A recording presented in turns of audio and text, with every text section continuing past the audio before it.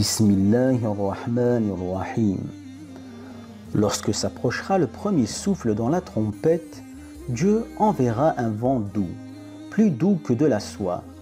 Il n'y aura pas un seul serviteur qui n'aura la foi sans que son âme lui soit ôtée, car l'heure ne retentira uniquement alors que la terre ne sera peuplée que par de mauvaises créatures.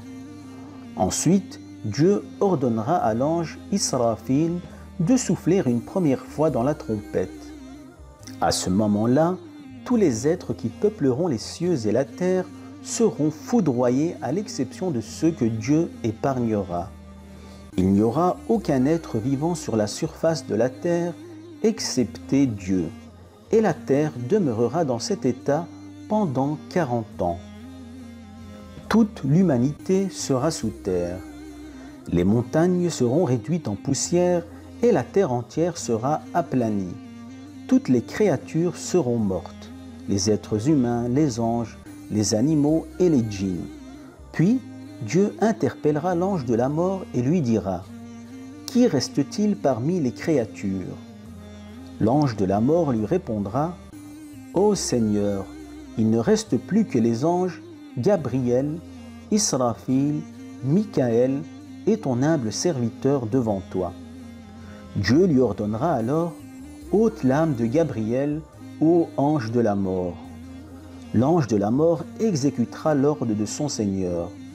Puis Dieu lui dira : « Ôte l'âme de Israfil, et l'ange de la mort exécutera l'ordre divin. » Puis Dieu lui ordonnera d'ôter l'âme de Michaël, et l'ange de la mort exécutera l'ordre divin.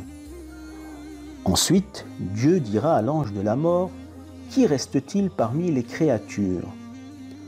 L'ange de la mort répondra : « Il ne reste plus que ton humble serviteur qui se trouve entre tes mains. » Dieu lui dira alors : « Meurs, ô ange de la mort. » Et lorsque l'ange de la mort sentira les affres de la mort, il dira : « Par ta puissance et ta majesté, si j'avais su que les affres de la mort étaient aussi dures, je t'aurais demandé de m'épargner la tâche d'ôter les âmes de tes serviteurs. » Et l'ange de la mort mourra. Dieu regardera alors la terre alors que celle-ci sera déserte et dira : « Ô terre, où sont tes fleuves, tes arbres, tes mers et tes palais? Où sont les monarques et les tyrans? Où sont ceux qui ont vécu dans mes bienfaits et ont adoré autre que moi? À qui est la royauté aujourd'hui? La royauté ce jour-là n'appartiendra qu'à Dieu seul. Walhamdulillahi Rabbil Alamin.